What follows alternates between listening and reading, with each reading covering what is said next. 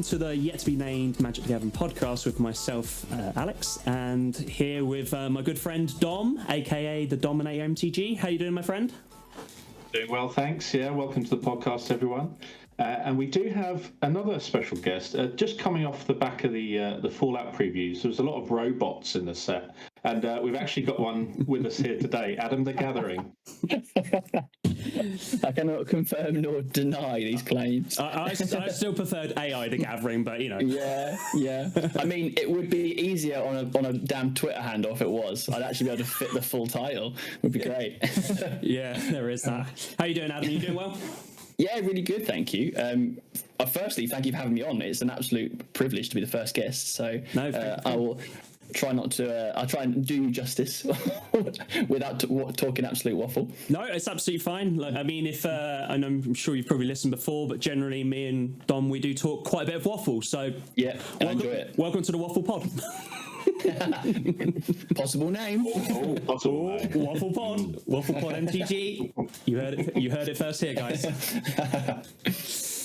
Excellent. So for anyone that doesn't know, Adam is, I would arguably say, one of the pillars of the UK Magic the Gathering community.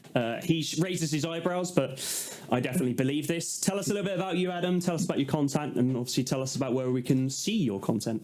Yeah, lovely. Thank you very much. I mean, pillar might be a bit far. I think I'm one of the loudest voices without having anything of substance to say. But we'll get to that.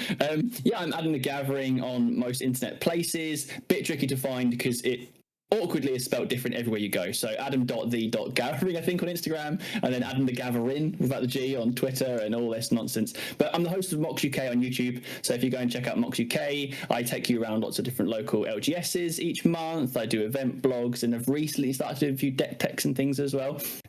So if you like that kind of thing, come and check it out. But yeah, that's basically what I do.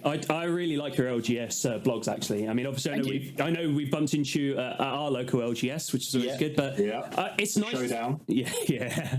Well, we'll talk about that later. But it's always nice to see other LGSs, and I think it's a really unique way because sometimes people get the wrong idea of LGSs, in my opinion, and it's not until actually where you show them or you talk to them about it.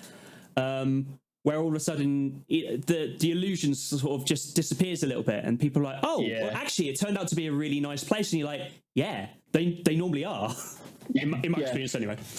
Big time. And I mean, like, it also is really variable where you go, what they have to offer, whether they do solely Magic or they do a mixture of things. And like the general idea of the series just came from, like, if I was going to go to a city, I'd quite like to know what the LGS is about before I get there. So having like a little video guide where you can go and say, I'm off to, I don't know, Leeds next week, let's see what the Leeds LGS is like. So the plan is to try and cover as much of the country as possible.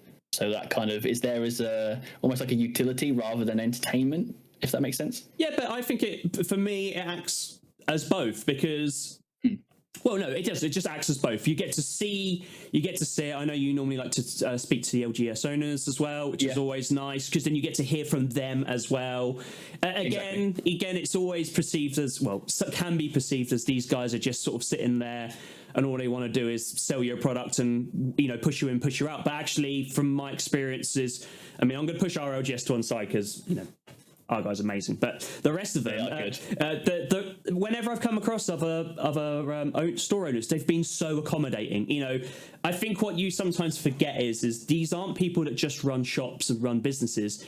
These are players, and they are lovers of the game as well. And you just have a short conversation with them, and you pick up on it straight away. So, I think it's great to see that as well. I think you're showcasing it really, really nicely.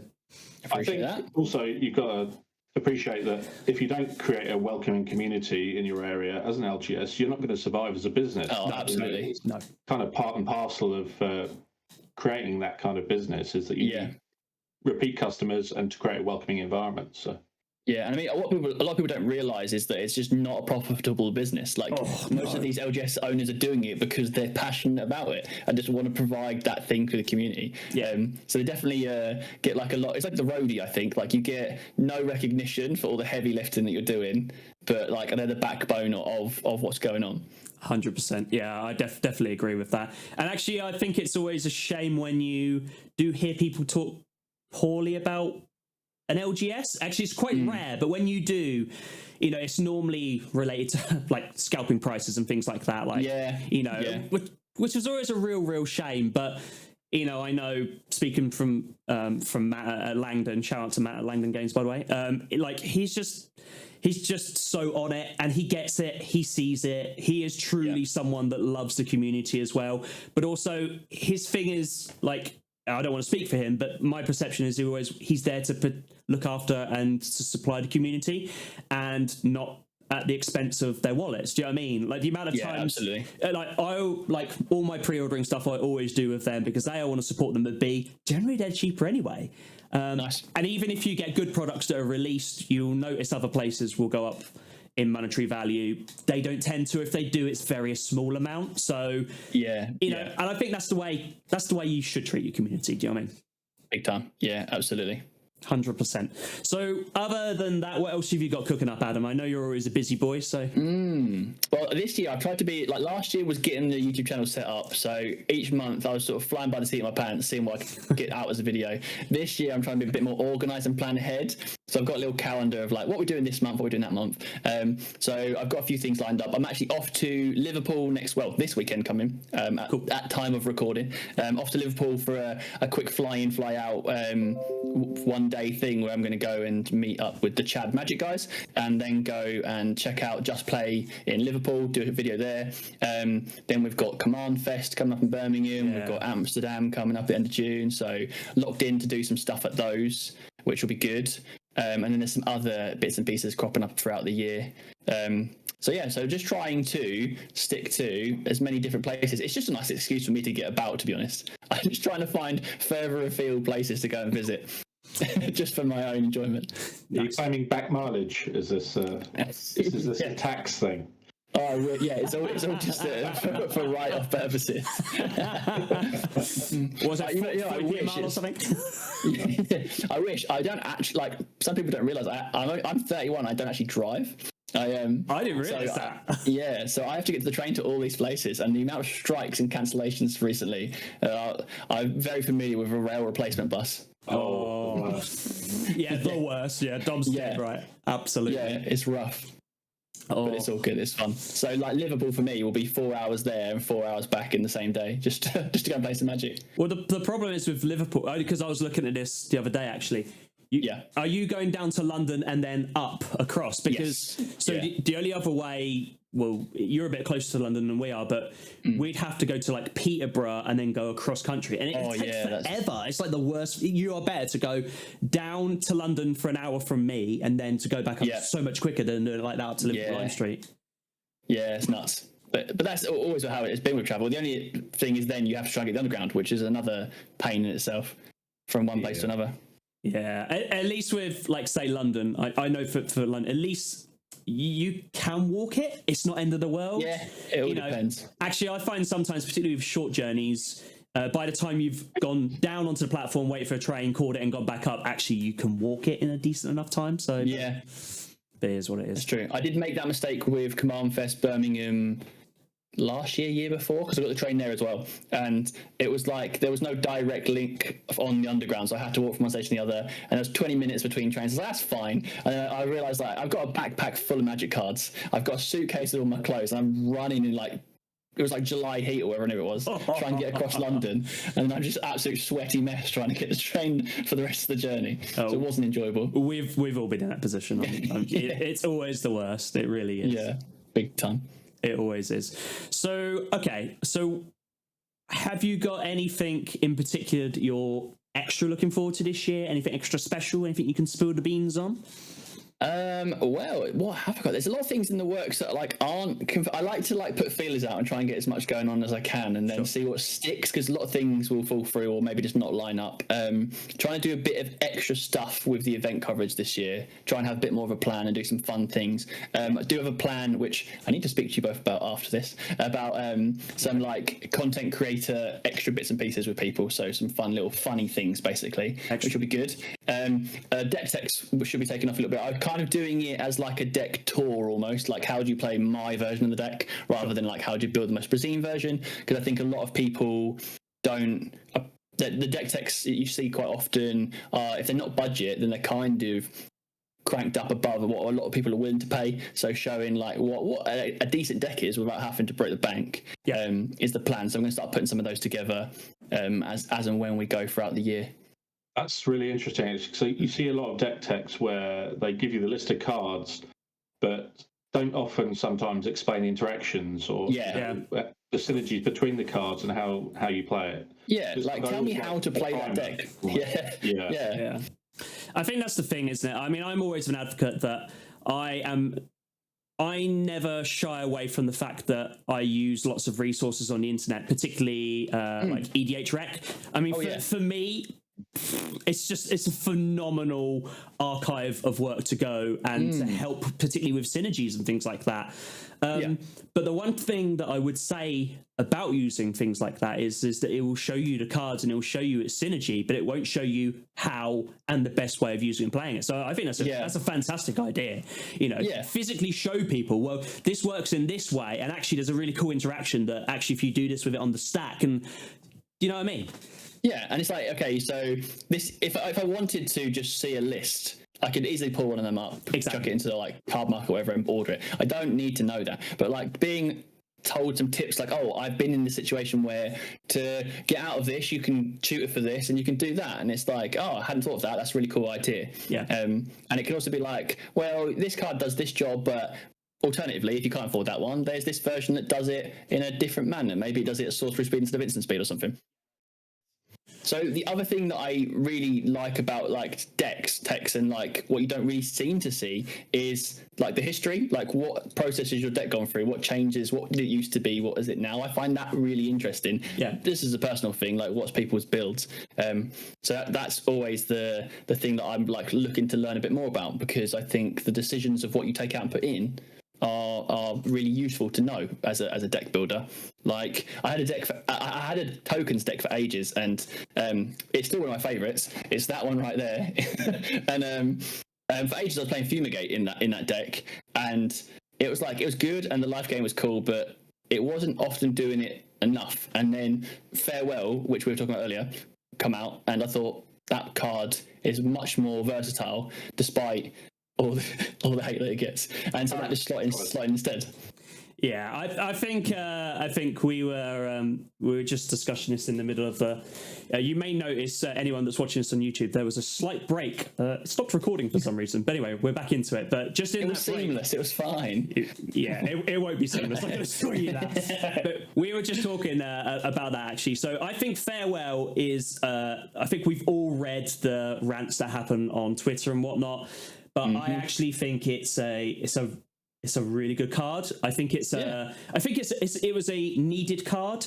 I would argue it's probably considerably more needed in something like Commander, where it is just you can just stop enchantment decks like that.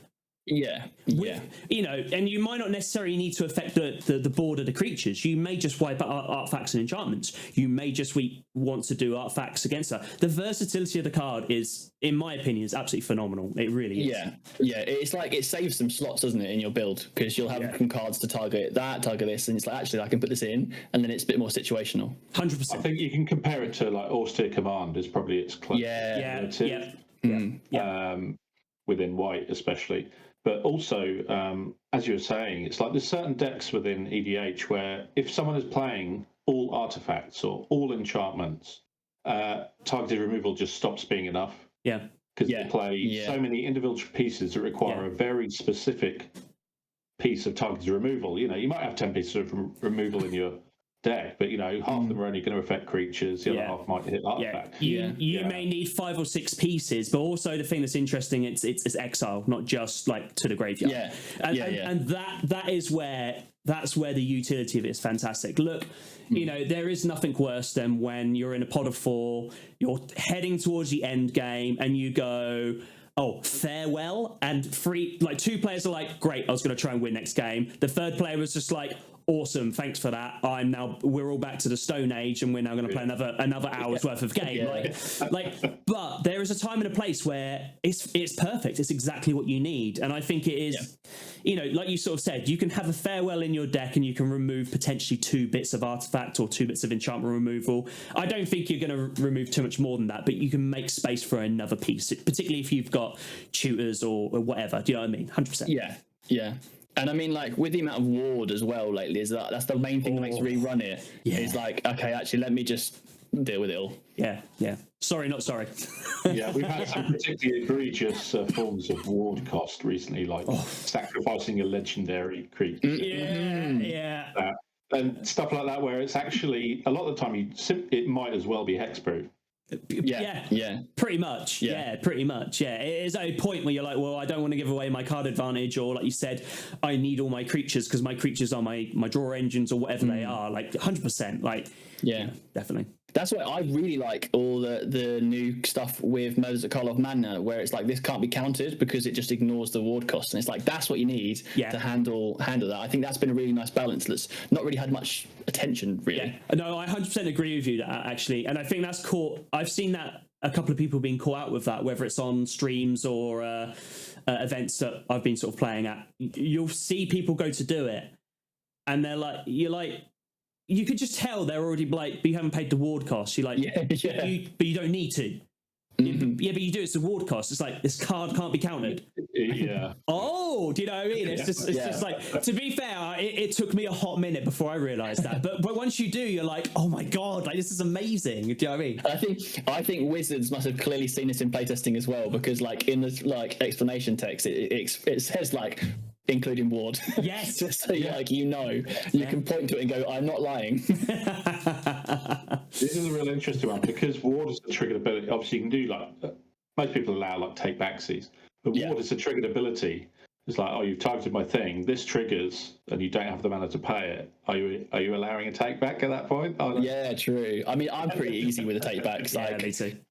Go for it. Only because I purely make so many mistakes myself. Yeah, if it's a counter spell or if it's from a Azorius player, it goes straight in the graveyard. All right, okay. Hush the noise, you. Hush the noise. Talking of targeting, here we go. Dom hates me because I'm normally the fun police at the table, and and it's normally keeping him in check. Right, I would say I'm team Dom, but I've lost to Dom in the last however many games that we've had, so now I think I'm switching. Next tattoo we'll see, Adam, will be an Azorius signet, I'm telling you. Never. Absolutely not. No, my heart. If I got a guild, it'd be Izzet or be Rakdos. Oh, would it? Yeah, those are me. Go on, Dom. What would you be? Actually, it's an interesting question. What guild would you be? Probably Boros. Boros. Okay, nice. Yeah. I probably wouldn't get that tattooed though, because it's of the symbology. But yeah, true. Moving past that, I think Boros is probably my favourite kid. I just like attacking with creatures, and the angels as well are kind of iconic. I tell you what, true. Boros recently in a lot of formats is got very powerful recently. Yeah. It's good to see. You know, it's nice to see an attacking strategy back on the menu. Mm-hmm. You know, it's certainly good. It's certainly good for me as well, because board wipes just deals with all of that, so it's fine. I'll just control up nicely. Yeah, I've always been a fan of equipment, and they've been leaning heavily into the kind of equipment Voltron as well recently with the Boros Legends. Seems like almost every set is some kind of new Boros thing. Also, we had the preview from Bloomborough of the new Boros commander who creates an equipment. Yeah, that's right. Enters. Some of the equipment stuff is absolutely nuts lately. Like the payoffs you get and the cost reductions is ridiculous. It's almost on par with sacking a legendary for ward. That comes on to an interesting point, Dom, you just brought up. So Wizards are obviously now trying to shorten some text. So you're probably better to explain this one, Dom, but why don't you take this one off? Yeah, so there's been a couple of previews recently where they've changed the wording, and that particular legend from Bloombarrow, you've got a creature that says when creature name enters, it creates a sword. So obviously, historically, that has been when this creature enters the battlefield. Mm-hmm. So obviously, they've shortened the wording there. Now, obviously, we've come to see recently cards have a lot more words on them. It's often multiple paragraphs of text introducing Questing Beast. yeah. Questing Beasts are really interesting. It's like whenever someone asks on Twitter, it's like, "Oh, what should we show to a player who first started playing in 1993?" And my answer is always Questing Beast. Yeah, because there's so many words on that card that they have no meaning to them. Like they wouldn't know what a Planeswalker was. And then you've got all the other kind of things. There's so many layers upon layers of kind of rules, and again, some of the more recent previews you've had, if you commit a crime, do such and such, but you don't know what crime is. They've always had, like, within the set, obviously you've got some cards with reminder text and some without. Can I just jump in? Sorry to ruin your flow here. Just coming back to Questing Beast. Yes, there's a lot of words, but at least each stack of words, like, it's a series of sentences more so than like a block of words. But at least it is. Can you recite it for me?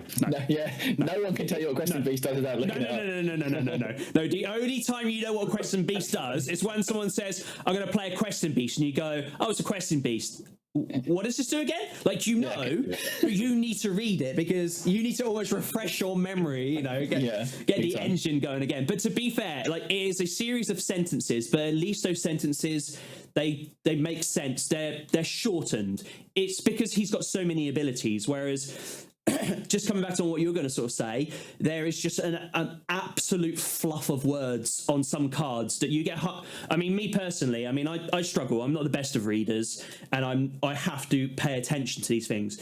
But I get halfway through, and I can already feel my brain being like, "That's a beautiful bird up there." Like, do you know what I mean? I should be taking all this information in, but yeah. Go on. I've had games of Commander where someone plays a card and they read it to you, and then you just have to ask to read it yourself. Because you kind of zoned out halfway through. Yeah, exactly. I just made a little gesture. In one ear, out the other. Yeah. Definitely. And, every piece of information that goes in my head, certainly something trickles out the other ear. So trying to remember these cards, you used to be able to look over the table, you'd see an artwork and you go, "Oh, it's that card, I know what that does." Yeah. Obviously, that's not possible now. But is this too much now? Is it too much? I think it's a really good question. Yeah. I mean, I have a lot of thoughts on it, so I was trying to decide where to start with it. Lead the way. I'm always I'm a franchise player, but for me, it's always important to consider new players and like 100%. casual players and stuff. And I think the more you stick on a card, the much harder it is to get someone into it. Yeah, 100%. Like when you're playing a 2/2 with vigilance and you're playing deal 3 damage instance or something like that, makes sense. It's easy to teach with. Yeah. And for me, like, that's the biggest thing about it is what am I now going to use to teach new players? And it is whittling that down. I know there's starter decks and stuff like that which do that kind of thing, but it's like I've got a stack of cards here from the last set. I quite like to shuffle some stuff together and teach, but you've now got to go and hand pick the ones that make sense and are quick and easy to take on board. And the other side of that for me is also, like, even as an enfranchised player, like you said, I don't want to sit there reading absolute paragraphs and like whatnot. Like, how am I meant to keep my attention span going? Yeah. The problem is I think for me this is a story of two halves, and the two halves are, if you are let's just say for simplicity's sake, if you are a competitive Magic player and you sit down to play the format that you play, you're going to know these cards. So you're going to sit down and you're going to see that artwork, and you're not going to need to ask to read it. Or if you do, it's just a clarification. It's just like, yeah, okay, and clarify it's, gain 3 life and do 3 damage, more so than anything else. Yep. Where it becomes quite difficult, and then I'm going to come back to this in a minute because I think this is a really important part, is when it comes to Commander, because in a standard format or in modern or Pioneer, whatever format, you have a selective card pool. Now, I appreciate standard is smaller than Pioneer, and Pioneer is smaller than modern, and modern to Legacy and all that sort of stuff. But when it comes to Commander, I mean, there's like I don't know, it's like 30, 40, 50 banned cards. Other than that, you can pretty much use any card printed in Magic the Gathering. That's a great thousands. That is thousands upon thousands of cards. And the problem is like, I hold my hands up to this. I will play an older card because I like it. It's not powerful, or sometimes it can be, but it's just a bit of flavor. And people are like, what? What does that do? Or the wording is, because wordings has obviously been changed and things like. But just coming back to your point, what you were saying earlier, Adam, about teaching new players, when you have that stack amount of words, it is really, really difficult. So I am a big advocate for, actually, I've got one here. So for anyone that's watching on YouTube, I'm a big advocate of the starter kit. I think it is one of the best ways to learn Magic, paper Magic. Yeah. I personally, I think if you play with someone that knows the game of Magic, you don't need to know inside out, but even knows how to play Magic, you sit down with that, you are playing Magic, but you're not just playing Magic, you're playing good Magic. It is, you know, there is synergy inside the deck. They work really, really nicely. I think they're relatively easy to teach. I say relatively because of the point that you made, which was, look, once you explain what vigilance is, okay, they understand it. Okay, this is a vigilance. It doesn't tap when I attack. It's a 2/2 creature, bosh, easy peasy. When you start getting, this is a vigilance 2/2, fine. But when it enters the battlefield, it does this. When it goes to combat, it does this. And when it goes to the graveyard, it does this. All of a sudden, you're then having to explain so much more. Now, it's almost every card, isn't it? Exactly. Go on. Sorry, Tom. Yeah, I was going to say, a lot of it is to do with creating cards specifically for Commander as well. Because the cards aren't going to be powerful. They will be played. And especially, they're pushing into design space where you've got a mechanic in colours that it wasn't there before. Yes. So you will have a bunch of new cards that are powerful and will see play immediately. Yeah. Further expanding the card pool. Here's a little question. Okay, so we could probably do a pod just on this subject, but I'm going to ask both of you this question, and it's going to be, I want ideally one word, and then you can explain afterwards. But do you think Commander should be the place or the format that we introduce new players to? Adam, you go first. So just to clarify, you're saying when you're teaching a new player, are we starting with Commander? Yep. No. Okay, what about you, Dom? I would also say no. Okay. I mean, I totally agree with you guys. Personally, I know it's not in a minute. I think standard should be the gold standard for teaching players because... Actually, I'll just tell a little story. I was talking to a friend of mine who had been playing, he'd learned to play on Arena. And he said to me, do you want to play some Magic? And I said, yeah, man, of course, come over, whatever. And what I found is he really struggled with playing interaction. So he would go to, exactly, because actually we got halfway through the game and I actually said to him, I said, when you played on Arena, did you play with full control? And he's like, what do you mean full control? And I said, well, there's a little button that you can lead to full control. And he was just like, no, I didn't even know that was a thing. I was just like, right, okay. So once we were done and dusted, I sort of said to him, I said, look, I don't want to sound like a dick here, but I want to teach you about the stack. Now, look, the stack is complicated. Do I know everything about the stack? No. Do I make mistakes on the stack? Yes, of course I do. But I sort of said to him, I said, look, let me teach you. Basically, you go to combat, you've got to stop. You are in combat. Attackers are declared. You have a stop.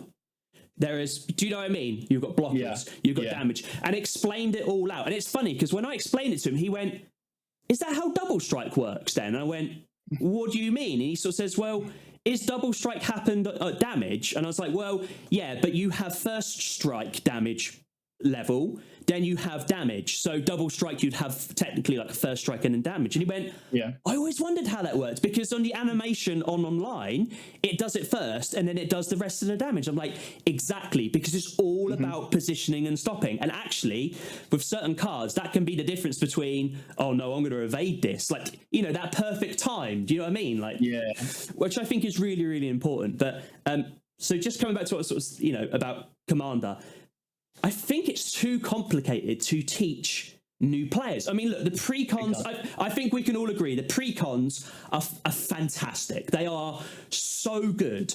But let's be honest, Adam, if you had a friend that was coming into Magic, would you give him the timey-wimey deck to learn?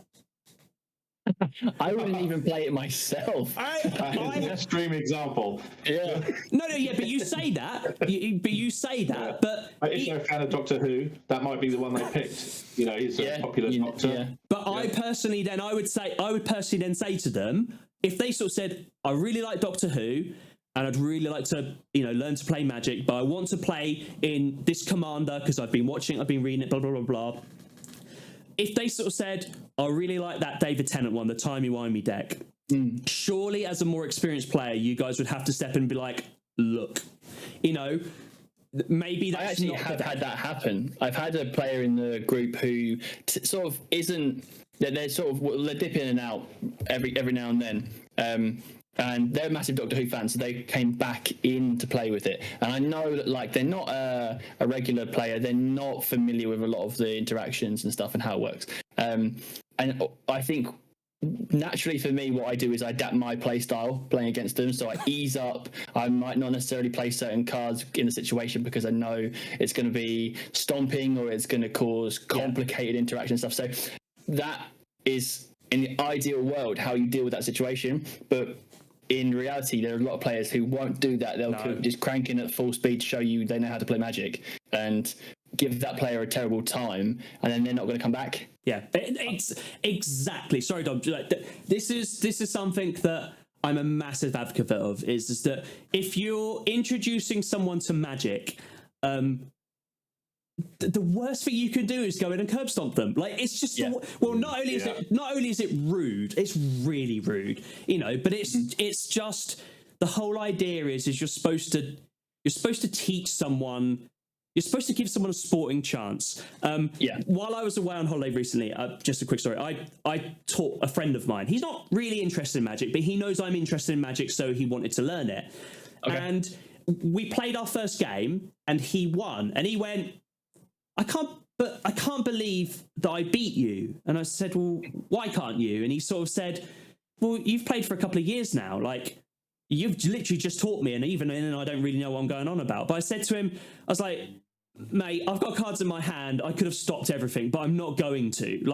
I'm basically helping you play. I said, I don't want to take anything away from you. I did teach him that, look, you can be the most experienced player in the world, but if you just don't have the cards to come through and someone has the nuts, it's just, that is magic. That is magic.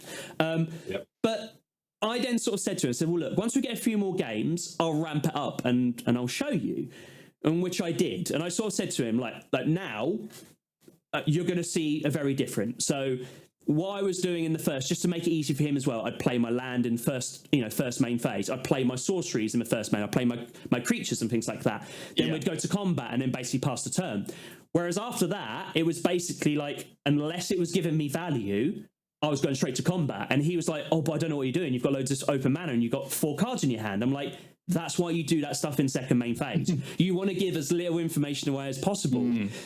But you can't do that to a new player off the bat. It's just it's just rude. And also, the whole idea is you get people into this amazing community, not gatekeeping and kicking them out. Do you know what I mean?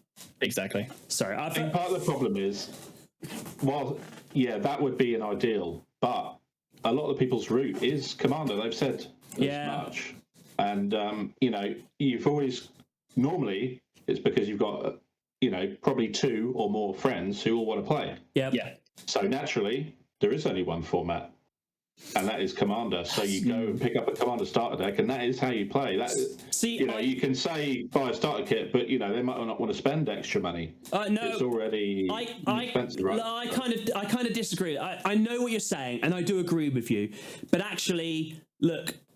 Us 3 and one other, we could all have a standard deck each and basically do a small tournament between one another, best of 4. You can do these things, but the thing is with Commander, obviously, it's not the competitive side that really gets people into it. It's the social side. It's the fact that we can all be sitting down in a pod right now. You're sitting there, Dom. You're sitting there thinking about your turn. Me and Adam are, chewing the fat or catching up or anything like that, or generally taking the Mickey out of you. Do you know what I mean? That is the beautiful thing about Commander. But it is a real difficult one. I do feel like.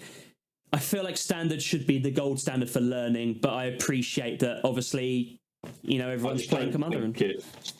it's kind of gone as an introduction now because it is quite expensive. I can buy 10 commander decks for the cost of a single standard deck. Yeah, that's very true. Right. Okay. Right. That's another thing entirely. But I know what you're saying. Yeah. So what they need to do is bring back challenger decks. Exactly. And create that route. So we've already spoke about this. Me and Dom have already spoken about this. But I'm a massive advocate that I think they should be bringing back challenger decks. So they should be doing a standard version, a pioneer version. Modern. I think there should be a modern version. You know, I was literally talking to someone about this at the weekend, and he made a really good point, which was the problem was with modern, they would price themselves out of it. I said, but they wouldn't. The problem is these challenger decks, they're not meta decks. These are decks that the whole idea is we all buy a challenger deck and we can all play together, and then you slowly upgrade to your taste and to your power level. Like thankfully, modern decks, let's be honest, a lot of the expensive modern decks is the land base. And I'm not saying, but thankfully fetches have come down considerably in the last 18 months, like 12 to 18 months. So that should help a little bit. But the challenger version of that doesn't have to be 4 fetches, 4 shocks. It doesn't have to be that. Like, sort of, have... You've said it before, you can just play burn, Exactly. That's what I do. Exactly. There's nothing wrong with that. I am an oddity because, when I go into a new format, I want to play what I want to play. Unfortunately, the style is normally full of expensive cards, and it just sums me up, unfortunately. It really does. It's my own fault, it really is. But it doesn't have to be like that. But equally, it is a gateway into it. So instead of looking at a list and thinking, I've got to spend £300-400-500 on this meta deck right here, right now in modern, why not get a burn deck? Why not go down to your local LGS where they're having a modern...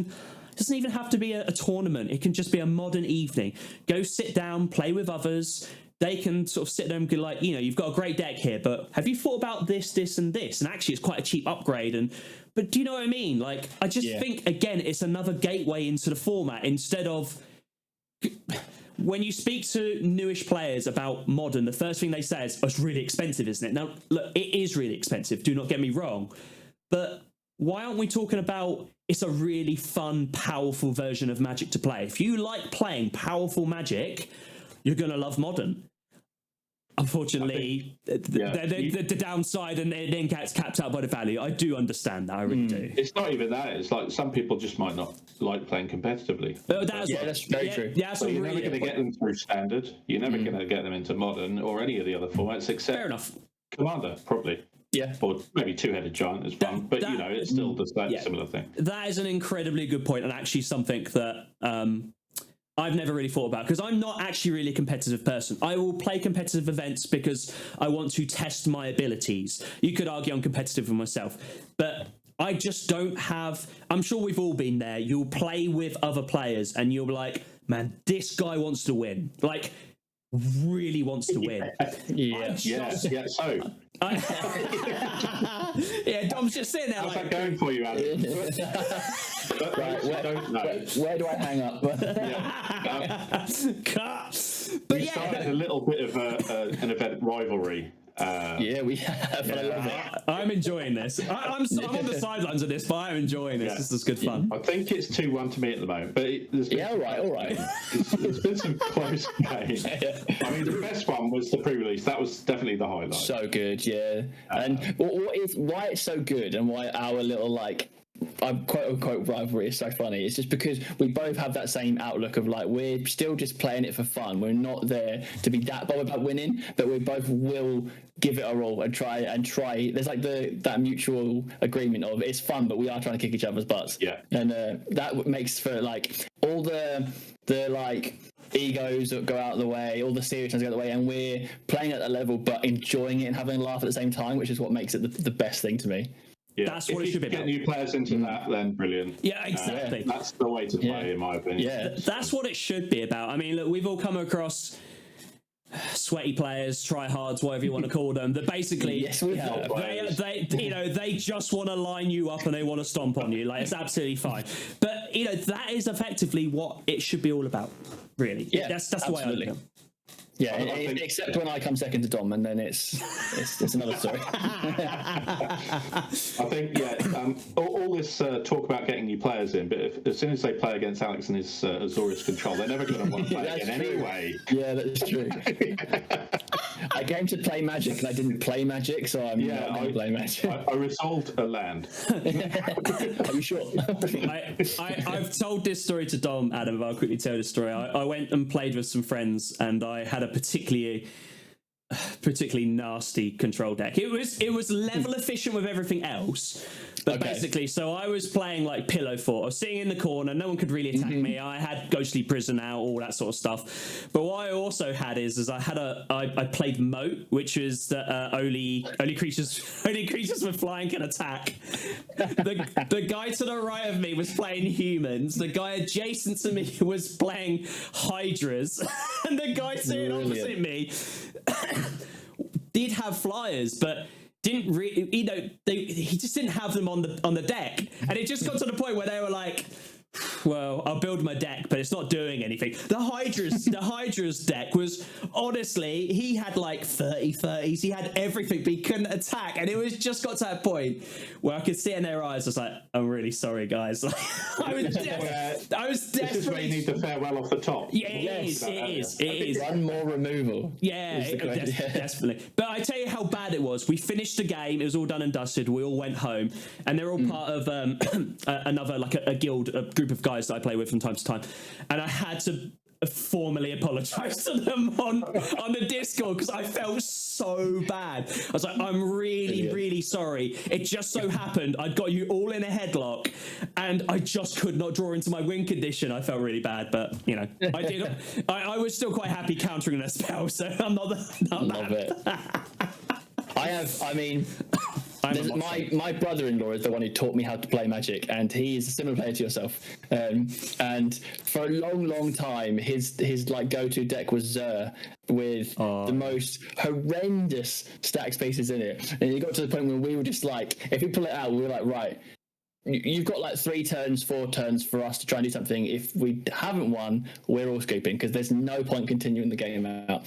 And now he's reached the point where he's just taking it apart because none of us are willing to play against the deck, which is rare because I'm usually all right with like, I'll play against whatever. Yeah, but when it's that level of easy cheap enchantments to stop me playing anything, I'm like, I am out. Yeah. Bringing enchantments into play so that they bypass, all of the ward and hexproof and all that is a particularly naughty thing that it's brutal. Never really done anything about. but again, farewell. Yeah, exactly. Yeah. But again, the point you just made there, Adam, which is that some people like to play these sort of things, like you've just sort of said.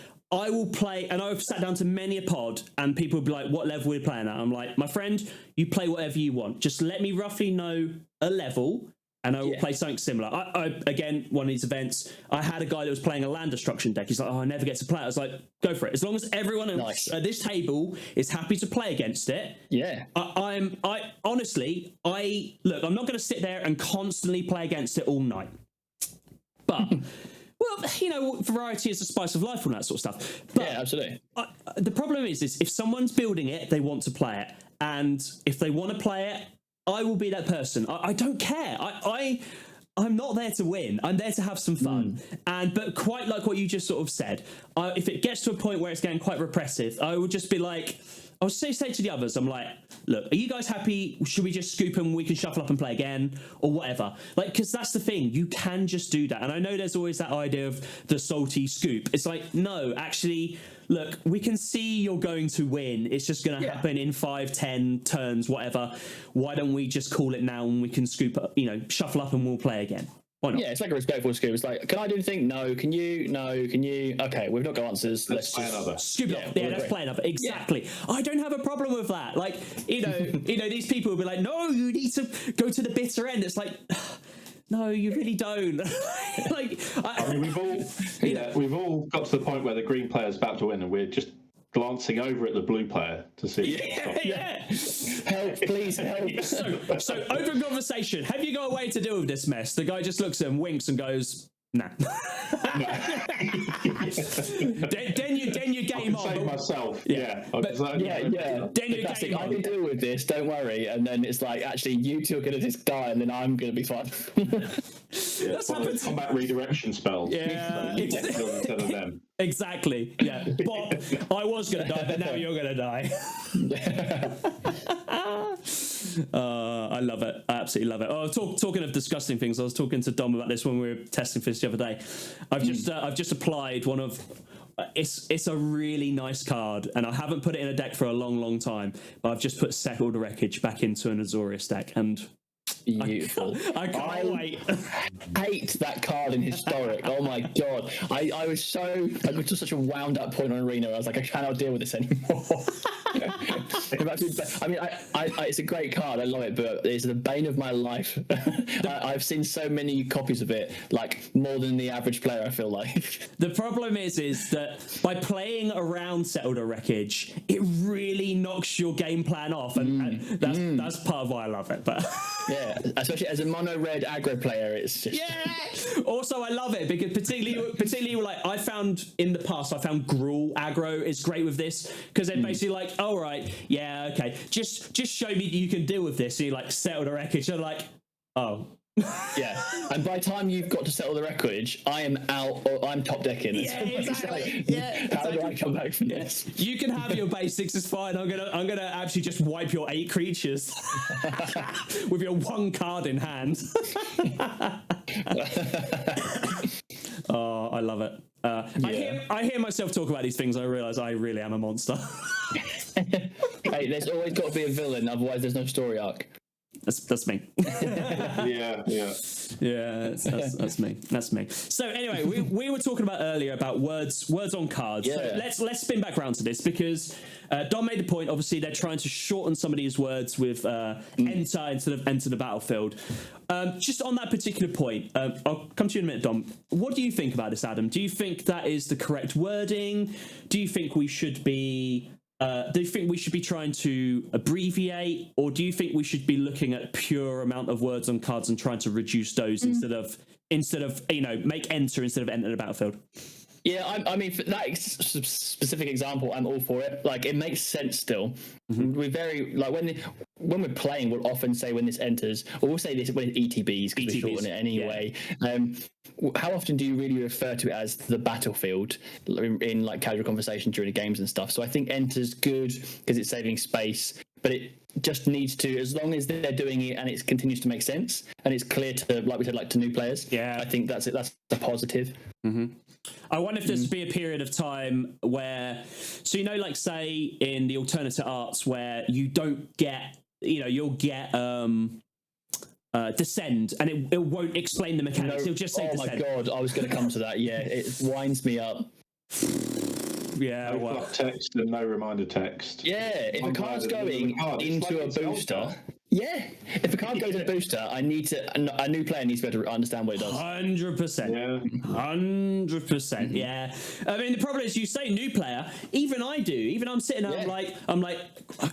I think I know what morph is, but I might need just to read this just to remember. Do you know what I mean? Like, and morph is quite simple compared to some of the other ones. Like, what was the one from Ixalan? We had descend and Discover. Like, I got confused, but I kept getting confused between the two. And you'd be halfway. I mean, thankfully, pre-releases they're pretty chilled, they're pretty laid back.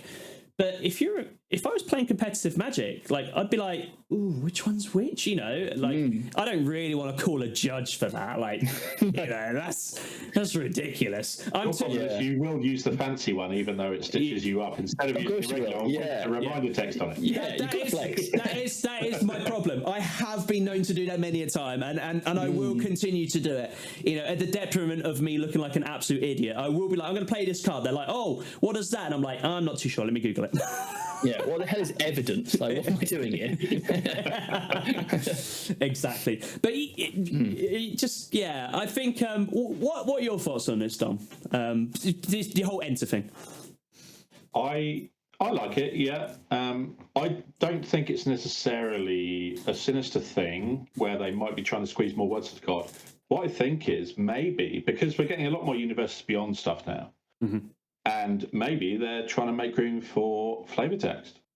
Yeah, true. That's a really good point. It's one of the ones. It's like talk about all these new Commander products come out. You often get the legends, and there's no flavor text on them or something. Yeah. They release an article telling you a little bit about the legend. Actually having something like on it creates a connection to the world. I love flavor text. Oh, me too. Yeah. Flavor text recently. Flavor text is sometimes some of the best part of the card. Like some of the cards in particularly in history, you'll read the flavor text and you're like, oh, like this is really cool. Or actually, Don makes a really good point, because actually in the 40k cards, the flavor text on them are so good. I don't know the lore like some other people would do, but I know it a little bit enough that you'll read that and you'll be like, that is so spot on. Like they got it so good. Yeah. Do you have a favourite flavor text? A favourite flavor text? One? Oh well, That's no. a tough question. I really do, but it's not actually a Magic the Gathering card. Oh, go on. What is it? So, I mean, you know Dawson from Dick Tokens, don't you? Yes. Yeah. Oh yeah. The flavor text on them, honestly, they are so good. Honestly, like they are. We'll allow that. Like honestly, they are phenomenal. Like I always sort of say to people, because people are always interesting, because I do have some of them. I'm always careful when the LGS is bringing them out, but like some people, they'll be like, oh, they'll talk about it, and I'll always sort of say to them, and they'll look at it and they'll be like, oh, this is really funny. I'm like, now read the flavor text, and they'll be like, oh, and they'll just burst into laughter because they are phenomenal, absolutely phenomenal. But in terms of Magic cards, they're always hard to remember off the top of your head as well. Yeah, but when you read them, a favourite. Oh, go on, I do have a favourite, and I've just looked it up so I can read it to you. So it's a creature called Canal Monitor from Ixalan. It's on this card. It's a 5/3. There is no rules text. It is all flavor text. Nice. And it reads. So this definitely feeds into what we've been talking about. Yeah. It's like the flavor text reads: the first goblin tried to swim the canal. The second built a raft. The last and craftiest goblin launched herself from a fire cannon and soared over the canal, trailing smoke. All were eaten, but only one was cooked. That's excellent. So I wouldn't say this was my favourite, but I just so happened to peer down, and it just so happened to be a card with some amazing flavour text. So for the YouTube, I'll put it up, but Permissions Denied, which is from the Jurassic Park one. The flavour text, you didn't say the magic word.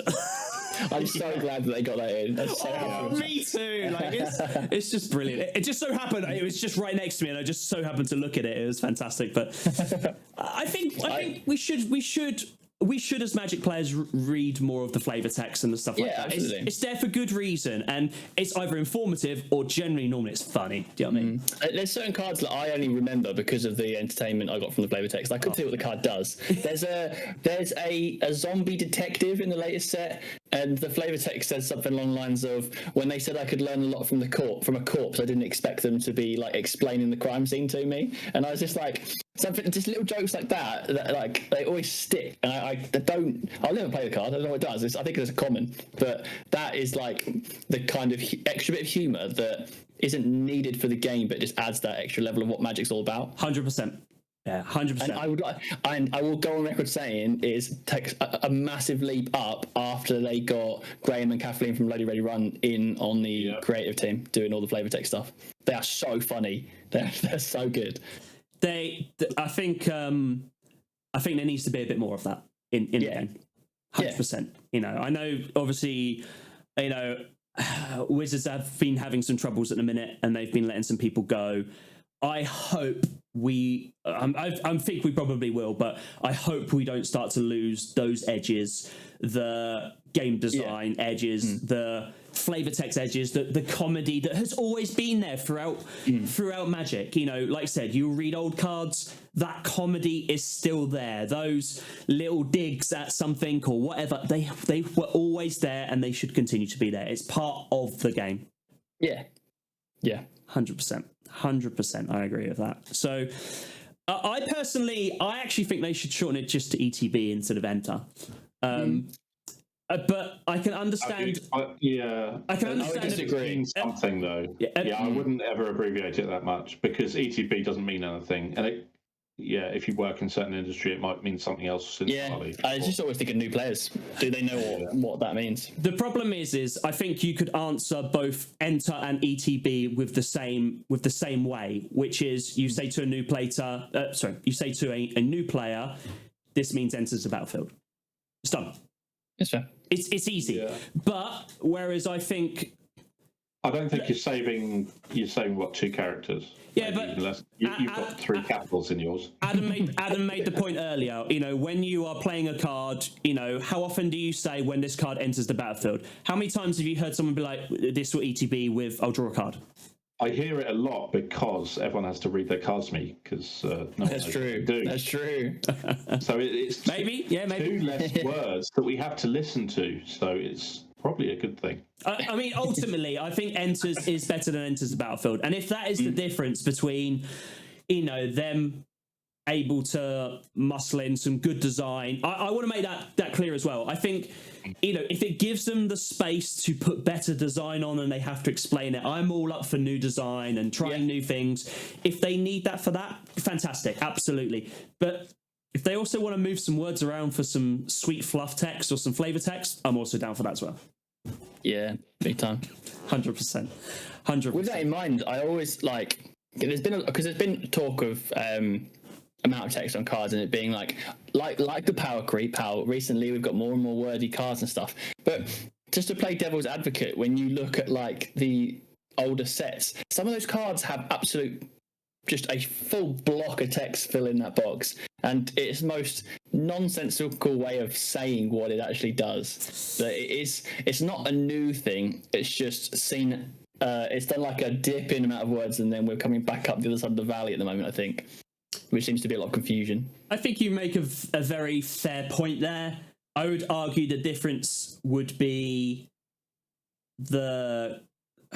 we've got so many more years of clarification down the road now where they can word things a bit differently, whereas it would have been, they're buried. Like, you don't see the word buried on new cards anymore. Whereas even on older cards, you'd be like, what's buried? Like, do you know what I mean? Like, you'd have to be explained what it is to understand it. And even then at a push, you'd be like, eh? Do you know what I mean? It's one of those things. But I think there's definitely a few recent examples of cards that they've retemplated into the modern language. Oubliette is a great one. Yes. Yeah. I think, is it Animate Dead? They just retemplated as well. Oh, yeah. I think it was that, yeah. Still impossible to understand, but I think the one is there's a card, something doppelganger. I can't remember what it was now. I remember the first time I read it. It is an old card, and I was like, it does what? And I think I probably read it about 4 or 5 times. I was like, nah, I'm not playing that. One advice to new players would be, if you're using old cards, check the Oracle text. Yeah. Either on Gatherer or Scryfall. Yeah, 100%. That'll tell you what the modern wording is. And you've got old cards where they might say, this can't be targeted by spells and abilities. It's now just Hexproof or Shroud. Yeah. That is the best source. Yeah. One of my favourite old cards is Dance of the Dead, it's Dance of the Dead, where it's just it reads like a recipe, like the way it's written. It's wow. And even the card type is enchant dead creature. Yeah. Just brilliant. One of the lines on it is, treat this creature as though it has just been summoned. I feel like Mary Berry sat down and wrote the cards for it. I actually used that card in it was the chef deck. The one without no casting cost. I can say it. Yeah, let's hear it. Yes, here. It's Asmaran and Mardukadai's Nakudaka. Yes, there we go. There's always one smart one there, isn't there? Like it's right. AI. It's easy. Of course. Yeah, I forgot. That's fantastic. I think that's that's a cheeky bit of tongue-in-cheek fun, but there are some words there's some. I mean, I'm like I said, I'm not the best at the reader at the best of times, but there are some that you just be like, how do you say that? But we've got there will be. So I know in Caverns of Ixalan, they wanted to implement some. I can't remember the terminology. There were certain words that they wanted to be pronounced culturally correct and things like that, which I thought was really interesting, actually. The problem is I feel really bad because I will always butcher those words. But I think they came out with a guide, didn't they? Actually. Yeah. Oh, did they? I didn't know that. I think there was someone as well on Twitter who had like gone through and done translations of all the gods and everything. I did see that. Yeah, because most of them are related to the gods. That I did know that part, but. Yeah, guide would have been good, but yeah, I'm just going to sit there in my ignorance and butcher it. I'm really sorry, everyone. I had to do so much because one of the Wizards adverts I did last year was for that set. So they were like, come down in open pack smart, and they'd contacted me like literally a couple of days before we were due to shoot it, and I was like, oh my god, I've got to open these cards and know how to pronounce the names like then and there. The absolute sweat it took to try and learn the kind of correct pronunciations of half of them. There's a few I'd opened and I couldn't remember how to say them, so I just skip past. Where did you go for those pronunciations? Just out of interest. I thankfully saw the guy's translations on Twitter first, so that was really good because he'd done it as like a little image. So I just downloaded it to my phone and was like swatting up on the train on the way as well. I was trying to remind myself. That's the way to do it. But yeah, I think there was also, it might have been Chris Mooney from the Wizards team who'd done a little post about it as well. I think possibly I could be wrong. Yeah, I think it's always one of the interesting things, isn't it? So probably like you guys, I'll watch some of the American streamers or the YouTubers. And you'll hear them sort of say, you and I, we're all in the same boat. You heard these cards 100 times over, and you'll hear a really well-known card, and they'll say something, and you'll be like, "What?" Do you know what I mean? It just catches you, completely pushes you to one side. I can't think of an example at this moment in time, but once in a blue moon it happens, and it's almost like a little treat. And that's for like really well-known cards. So I'd just be really worried that I would just make such a hash of it. Like I really would. It's interesting to see how people pronounce cards. Oh yeah. I feel like with the Universes Beyond, at some point we're going to get an aluminum. Oh no! Oh my god! Yeah. Oh. Yeah. I had an argument about that, and it turns like I was trying to prove that it's aluminium, and I googled it, and the guy who invented it was English, and he called it aluminum, like he actually named it that. And then the board of science or whatever who took it to were like, we call everything inium, like we call it this at the end. So they overwrote him and said, no, it's aluminium, we'll accept that. But he was always like, no, that's not what I'm calling it. So it's funny because it's like, if you go across the actual name, the English are correct. If you go across the proper intended name, then the Americans are actually correct. You snuck it into American English. What a rock. Yeah, I know. American English. It's not the Queen's, is it? No. That's or true. The Kings, I should say. Yeah. Yeah. Oh, fantastic. Yeah, I like it's another aspect to Magic that is just it's a talking point. It brings us all together, I think, doesn't it? How on that actually? How do you feel about the removal of some of the different languages on cards that's happening? Like, I don't think you can get them in Portuguese anymore, and a couple of others. Ooh, that's a whole different topic, isn't it? Yeah, that's a real shame. I think. I agree. Haven't they taken away from Korean as well? Am I right in saying that? Yeah, so. I was about to say one of the first languages that disappeared was Korean, and my wife is Korean. So it's like actually teaching her Magic. I could have got her like a bunch of Korean cards that would have been a lot easier for her. But now, they've stopped printing in Korean, which is a real shame. I think it's a really odd decision. This is the next level of that. You're kind of isolating whole communities, especially ones who, they shouldn't have to learn English to play the game that we all share and love. At the end of the day, I appreciate that. Fine, the design is American, but I feel like making it available to as many people as possible in their native language is an important thing. Yeah. Look, I'm going to play devil's advocate on this side of the coin because I can see that they could have some issues there. You got to bear in mind they struggle with an English print run, let alone trying to get it into Italian, German, whatever. I mean, they do, don't they? Let's be honest. Like, but there must be a printer in Brazil they could potentially use. Yeah. Right.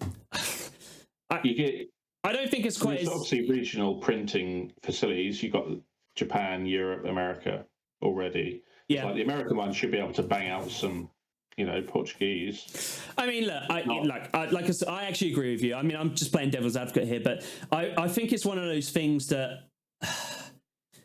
I'm finding it hard to defend. Really, you do kind of sit there and you think, look, it shouldn't be, they shouldn't be like printing it in, Swahili or whatever it is. But Portuguese is quite well. I'd buy those. Maybe they should. But Portuguese, I mean, it's a big language. There's a lot of the world speak it. It is a bit bizarre, but who knows? It's one of those things. I think my initial assumption was always like. Go on, go ahead. I was going to say, I think it's a victim of the bottom line. Yeah, that's what I was going to say too. Unfortunately, if enough units aren't getting shifted in that language, someone up high will be making that decision. Yeah. That is how it falls at the end of the day. Yeah, that was my assumption. And the only thing that threw me with that was like with the example of the Portuguese is like that's the main language for the Brazilian cards, and the Brazilian player base is massive. So it was quite a shock for me to see like that one wasn't necessarily earning enough profit. Yeah, to be considered continual. Think actually that would be able to maintain itself. There's a surprise. There's another side to this coin as well. Actually, I've had a conversation. I have weirdly quite a big Brazilian following, and I've had a few people message me about this actually, and I've had lots of conversations with different guys from Brazil about this. I don't know if you guys are aware, but basic product in Brazil is so much more expensive than it is in here or the States. Is it? Yeah. I know they've been struggling to get like secret layers wouldn't ship to Brazil for a while. It's not even that. Honestly, I would when you guys get a second, just Google Brazilian prices. There is anything. It's a weird swing between sort of like 10 and 30% more expensive. And you kind of sit there and you're a bit like, that feels like you are penalising almost. Something Do you know what I mean? that is already what I would consider to be an expensive hobby. Exactly. If you're not on a high wage in that region, then you might even struggle. That could actually be part of the reason why they have just gone, we're not selling enough in Portuguese. Obviously, we're just talking about Brazil here, but there's plenty of other countries. But obviously, if they're printing in the States, which I presume they are, they'll print in the States and they'll send it down. There's obviously extra cost incurred. It's obviously just got to a point where people have gone, we can't afford to pay that price, or they don't want to, which then has the knock-on effect that then they've gone, we're not selling enough of it, so we're not going to print it. Do you think if they were breaking even, they would still discontinue it? Yeah. I think so, yeah. Yeah. I feel like that's the problem. I'm not here to defend large businesses, but businesses want to make money. They don't want to break even. Yeah. Do you know what I mean? We're not talking about, we were talking earlier about our LGSs, how half the time, they're not making big bucks. Actually, they're probably breaking even. Some are losing and some are just about ticking over. Do you know what I mean? They do it for the love of the community. They do it for the love of the game themselves. When you're talking about large businesses, look, they want to supply customers, but fundamentally they need to earn money. Otherwise, they're not going to do it. Like it's the belly of the beast. It is the belly of the beast. You are dead right. It is what it is. But the problem is there's no point. I personally don't think there's no point sort of, wagging our finger up at them and sort of saying like, how dare you not do this? Like at the end of the day, if the product isn't selling, they won't do it. So it's just a real shame for the. Oh, 100% agree. 100% agree. But I'm going to. I'll bring it. Feel sorry for the people who it's affected. Yeah, 100%. But I'm going to bring it to a smaller level, which is if us as local people didn't. I mean, I have the opinion. I support my LGS when and where I can, and then I will go to other normally Magic the Gathering related places. That is the order that I will do things in, because I want to support my LGS. But if you can't support your LGS, that's one thing. But if you don't support your LGS, you then can't moan and groan when they have to pack up shop and that play space has disappeared.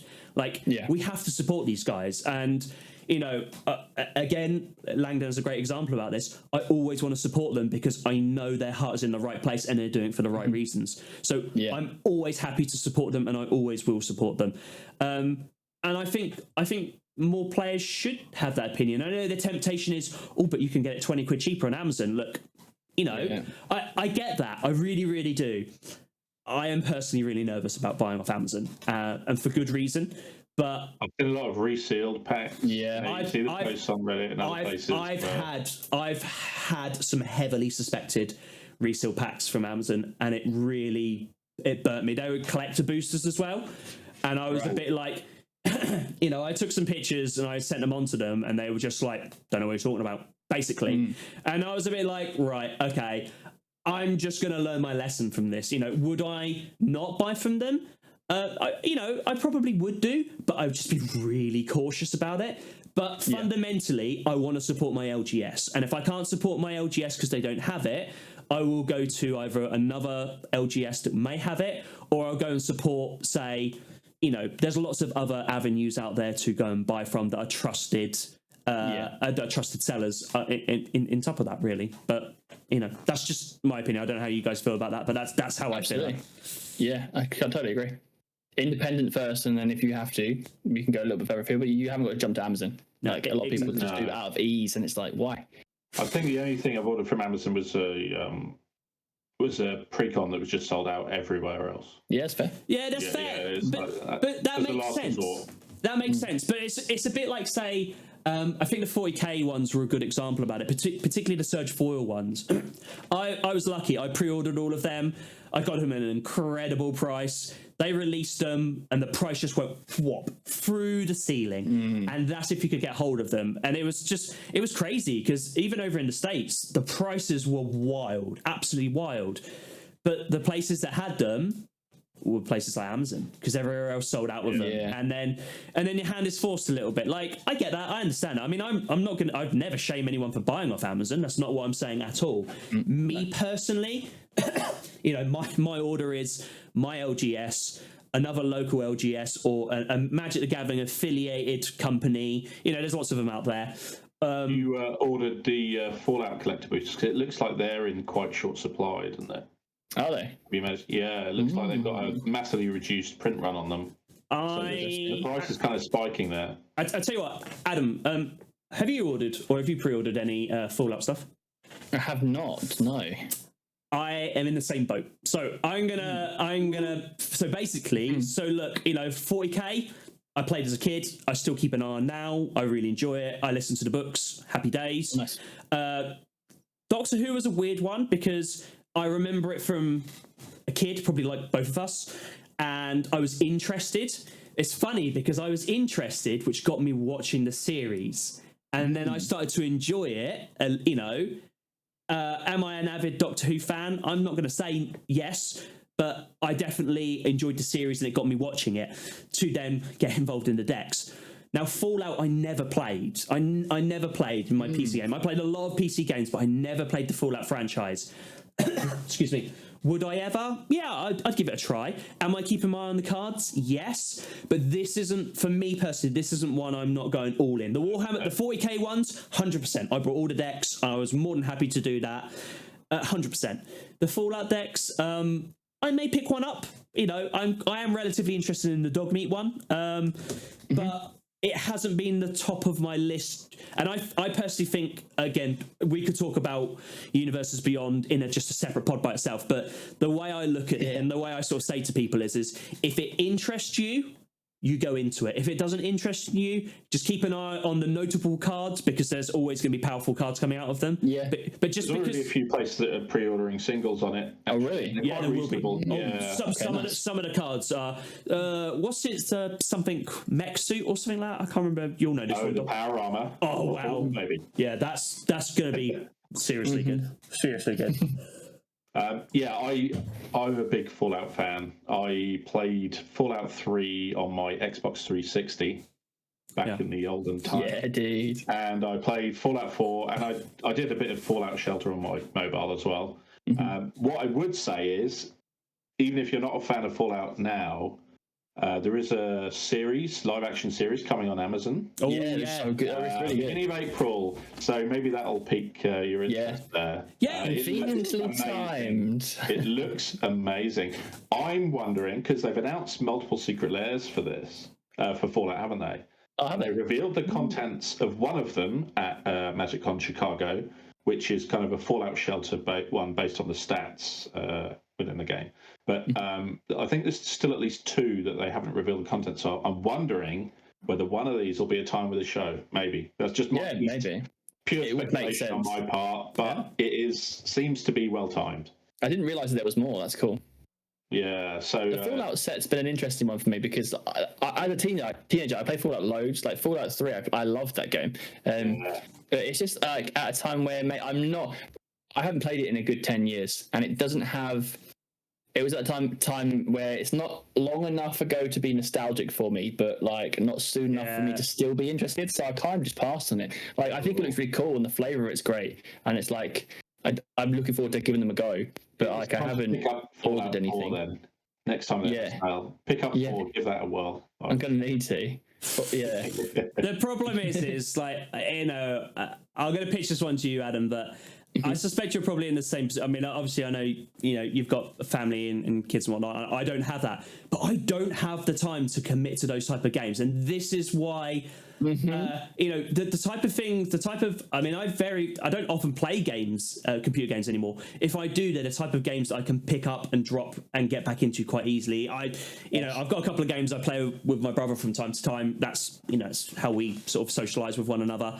It's free and easy. But I just don't. I'd love to have the time. It's a bit like back in the day. I played an incredibly large amount of World of Warcraft. They now call it World of Warcraft Classic, but do you know what I mean? I played so much of that. But I was a teenager with nothing better to do. I lived in a hamlet. There was no, once me and my friends had all sort of gone in for tea or something like that, you'd be on World of Warcraft for hours on end. Yeah. But, adult life gets in the way and, Oh, big time. I wish I had that sort of time. I mean, talk about go on, Dom. Yeah, sorry. You carry on. I was just going to say, like, the last proper, like, game where it's got a story and you kind of play it and pick up from where you last left off was I started playing Breath of the Wild. Okay. Oh, yeah, the Zelda, yeah.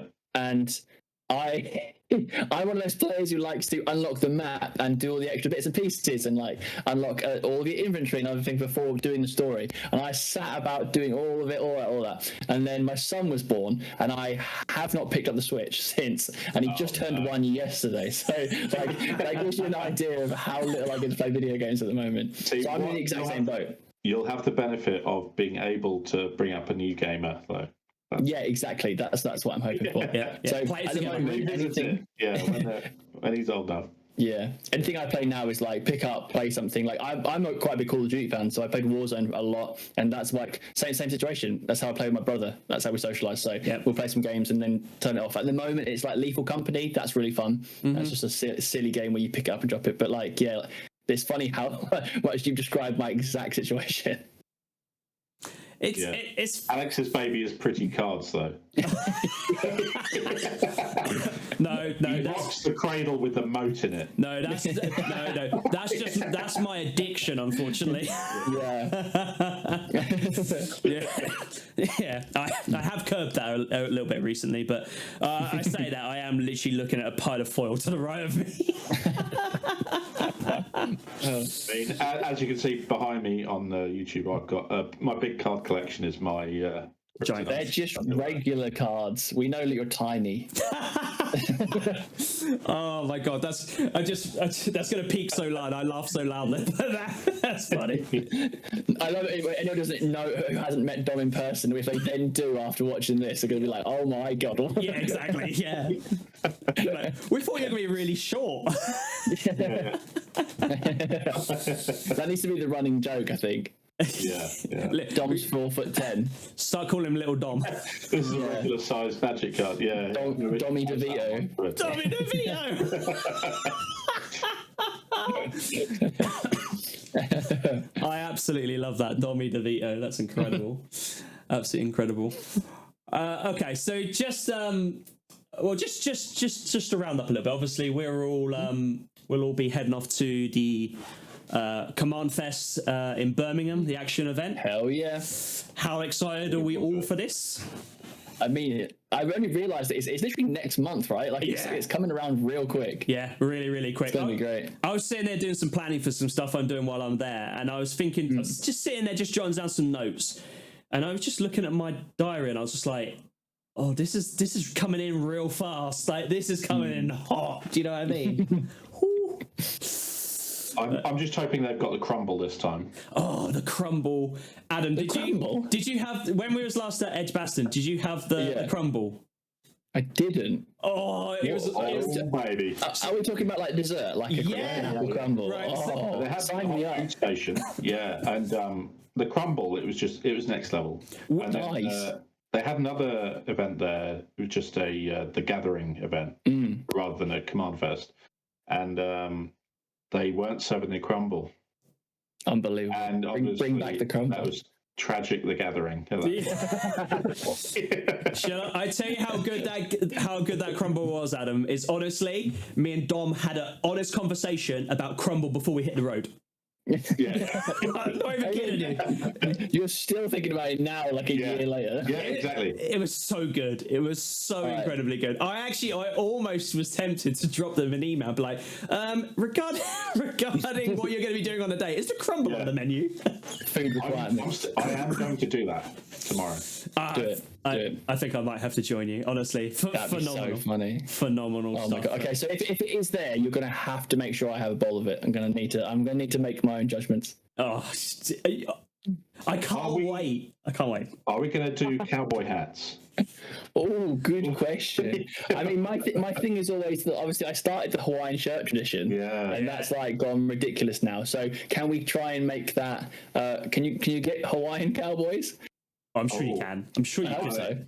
so. Let's do it. I wonder if you can get a Hawaiian print cowboy hat. That would be the. Oh my god! Or sure Hawaiian shirt with cowboy hat print.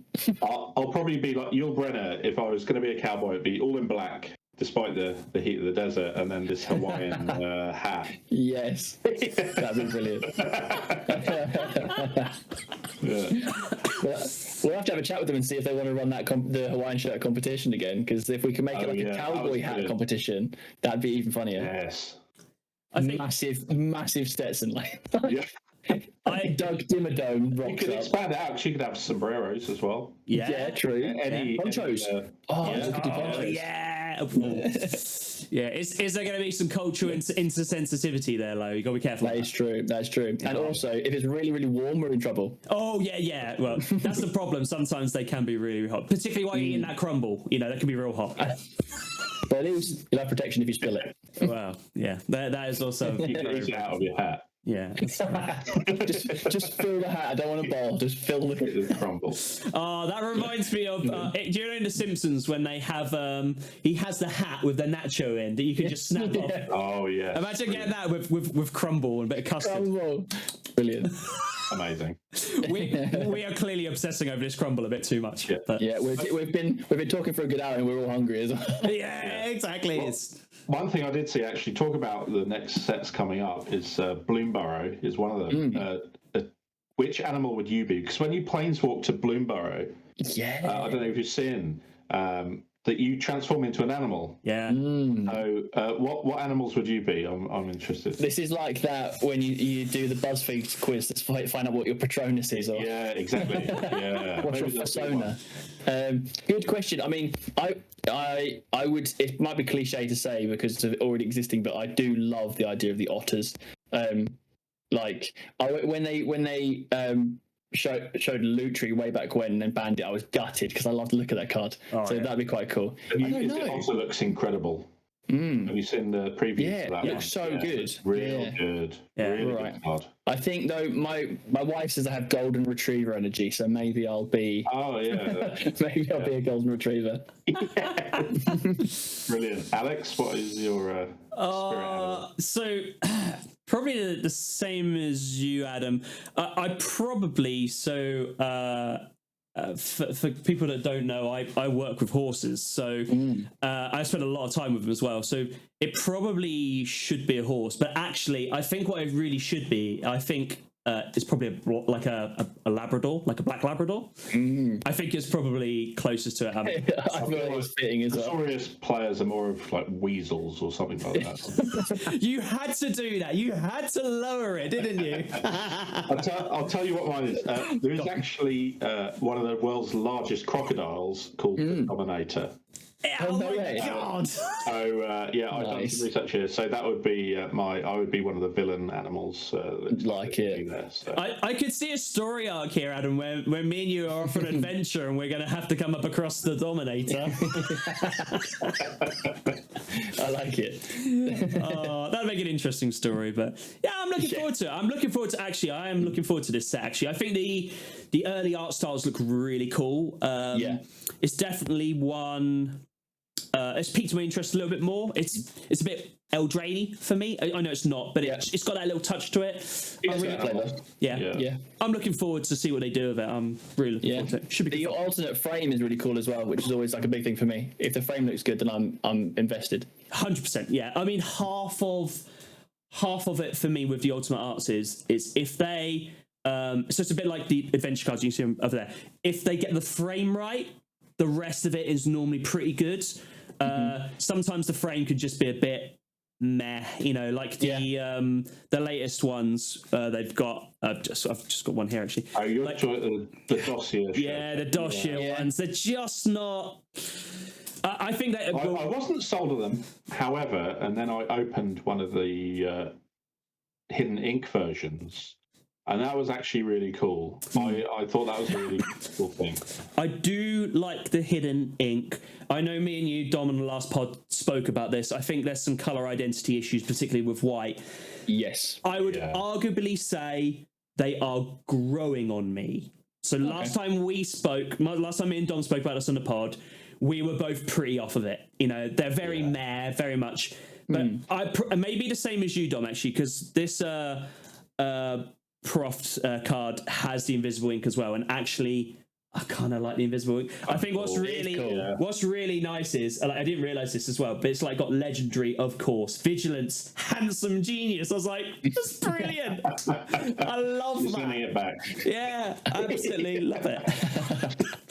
Yeah, that's the thing that's stood up for me with the Fallout ones, the alternate frame of the Fallout, so it looks like the Pip-Boy screen. I am not a fan of that at all. I can't play that card. I don't know what color identity it does or anything. It really throws me. See, I'm not neither, and I think it's going to come back down to that. If I was invested, it's interesting you say that actually, Adam, because I think if I was invested in it more, I might lean into it more. But to me. It doesn't really do much for me. I get it. Yeah. I understand it. But yeah, I don't know. Maybe that will grow on me. What about you, Dom? What do you think about that? I think a lot of these sets, because they have multiple showcase styles. So, for example, with the Fallout, you've got the Pip-Boy ones, which I absolutely love.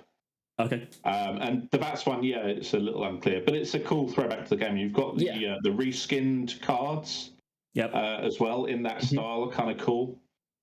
So I really like the reskinned ones, but the ones that already have a regular card, I'm not hugely sold on. But I love the Pip-Boy versions; they're amazing. I'm just going to get so many of those farewells. Nice. I can't even begin to tell you. What I will say to clarify is, just because I'm a big advocate for them, despite not liking them, I really like that they do them for the people who are into them. I'm never going to be like, I can't. It's like, I'm just not going to play them myself, but. I can play the other version. Want to collect them. Yeah, exactly. Very much like the frame you got. Actually, having a set of all of them would be kind of cool. That I do love Fallout. I've actually got a Fallout beer on my shelf. You can't actually see it. I've got the Pip-Boy from the collector's edition game and all this kind of stuff. So, yeah. I think if there's one thing that you could say is a good thing about. I know there's a lot of mixed bag with Universes Beyond and all that sort of stuff, particularly in the early days.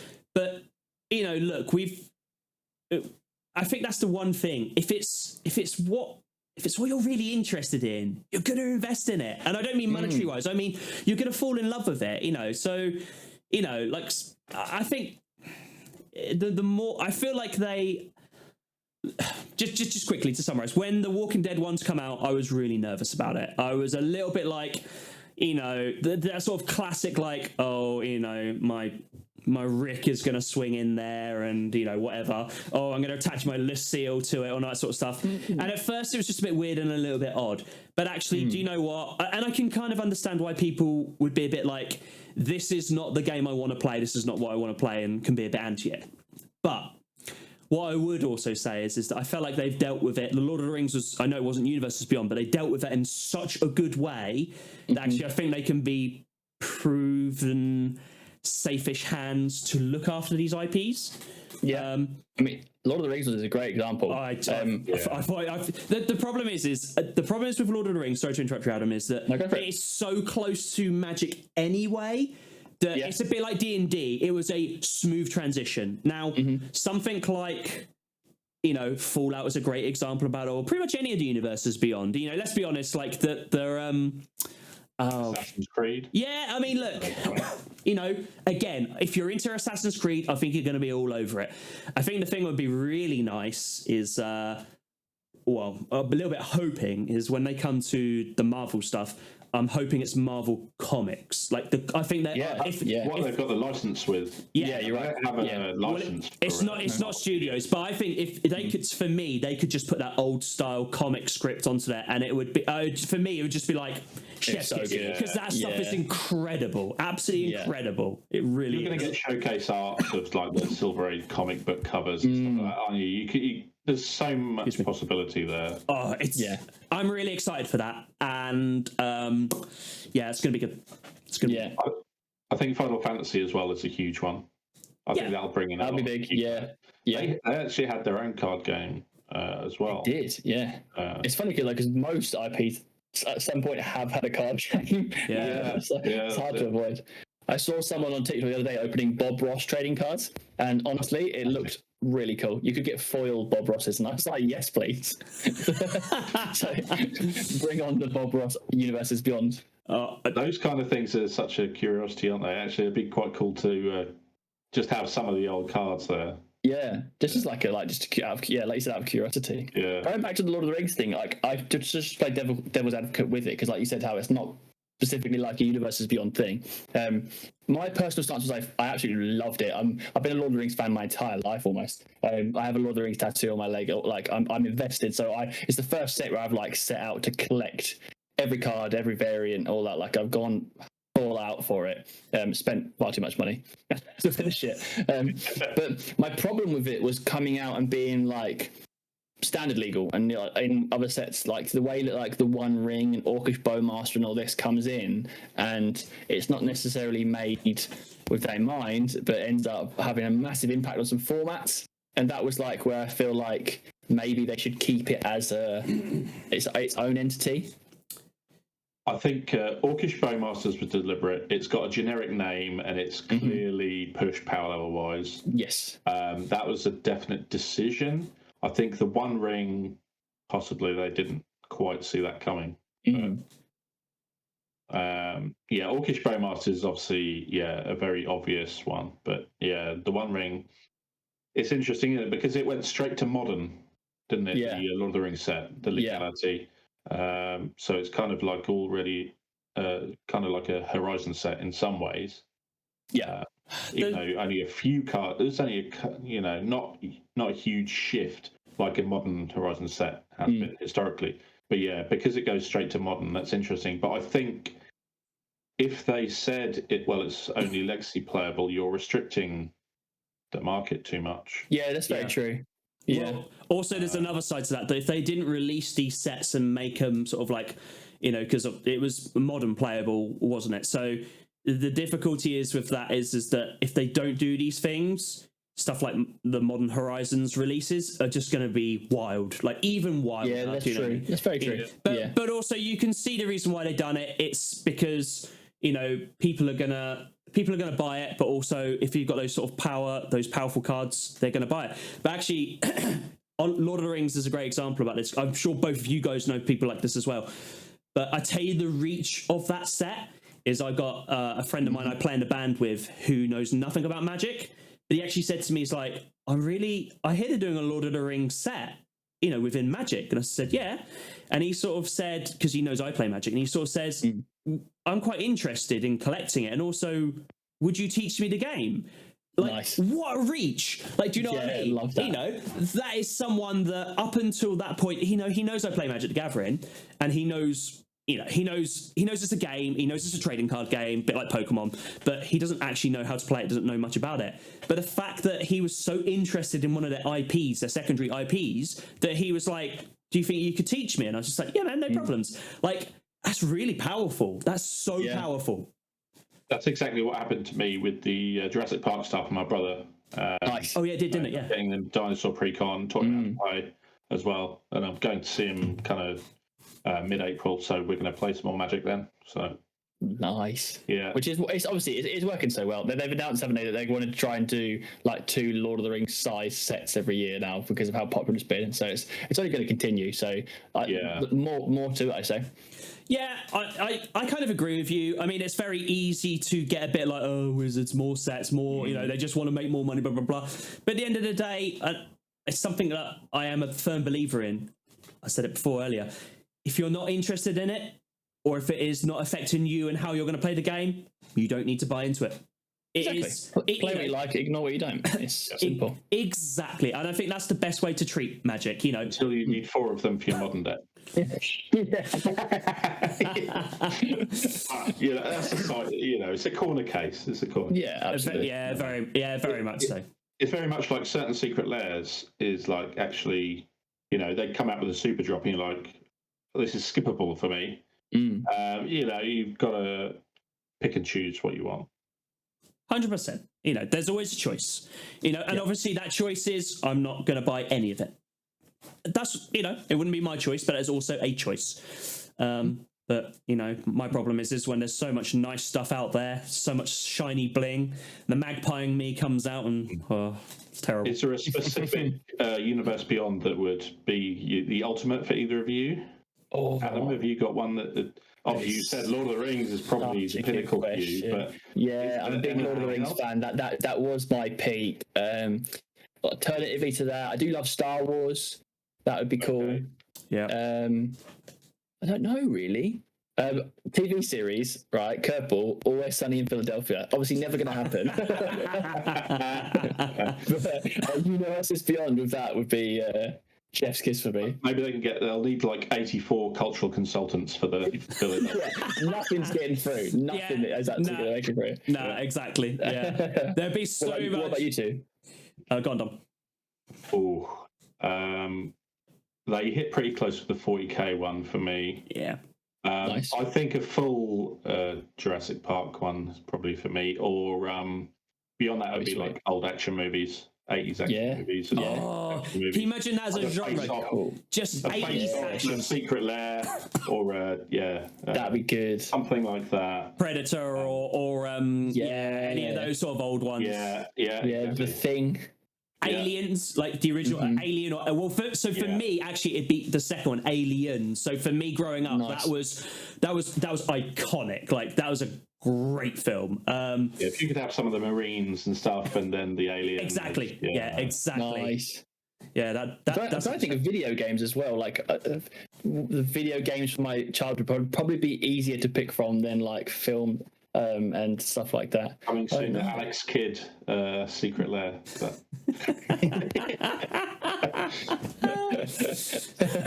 It would be stuff like Sonic the Hedgehog, right? It would be my that'd be cool. Do a Super Mario, like a Smash Bros set would be cool. Smash Bros is cool. It's a little later, but I suppose what you could probably say would be a real iconic one would be like a Grand Theft Auto or something like that. I don't know how you would incorporate it, but I would be interested. GTA is massive. Actually, Mad Max. That would be cool. Yes. Wow. Yeah. I love vehicles. I love how they operate. I love my vehicle deck, and I've tried to incorporate as many vehicles into my Lara deck as well. Just legendary. But Mad Max would be amazing. You could have so many cool vehicles. They're expanding the universe. You could have like Furiosa, all that kind of stuff. New movies. What about Need for Speed? Need for Speed Underground? Need for Speed Underground? Yeah, any of that. I think Need for Speed 2. As a classic. Yeah. The problem is with look. Come on, guys. Look, let's approach the elephant in the room. There's Need for Speed, but actually the franchise really is the Fast and the Furious one, isn't it? Imagine Fast and Furious. Yeah. Universes Beyond. Yeah, can you imagine? That'd be amazing. Yeah. Dom Toretto, Master Pilot. Yeah, I think get Dom's car. That's perfect for me. Right? There you go, sorted. Yeah, you can even see the artwork of it like rearing up with him and like do you know what I mean? Every time they release a car that has Dominator on it, I get quite excited. There's one in the Fallout set it's called the Assaultron Dominator. Nice. Throwing in as many decks as I can fit it in. Absolute trash card, but it's going in. Yeah. That's what it's all about, isn't it? That's what it's all about. It's about I always find the pet cards are the hardest to cut more so than the important ones. Big time, yeah. Like, I'm terrible for that. You know, like, me and Dom have got a running joke. I would rather cut lands than cut the jank, like, pet card of mine. And believe me, I've got better over the years. But, yeah. How many games do you think you've lost because of lands? Far too many. Far too many. I've got a terrible reputation. Or, it's got better, but I had it's probably still there. But, yeah, I would be terrible. I'd be like... this control deck, I'll cut down to 30 lands. That'll be all right. It'll be fine. You know, I'm going to load up with a load of pet cards I want to put in there. And I'd be sitting there and it'd normally be Dom. I'd be sitting there and I'd be like 1 or 2 lands and we're on turn 10 and Dom would be like, you need more lands in there. Just skip your draw, fetch your basic. Happened so many times. Perfect. Yeah. So many times. Look, guys, I could sit here and chat to you guys all evening. I've had an absolute blast. I feel like we should probably wrap up at this moment in time. But Adam, thank you so much for coming on and thank you for being our first guest, first official guest. My absolute pleasure. Thank you for having me. No, it's been an absolute pleasure. Dom, any words before we finish off? Looking forward to going 3-1 at one test. Yeah, we'll see.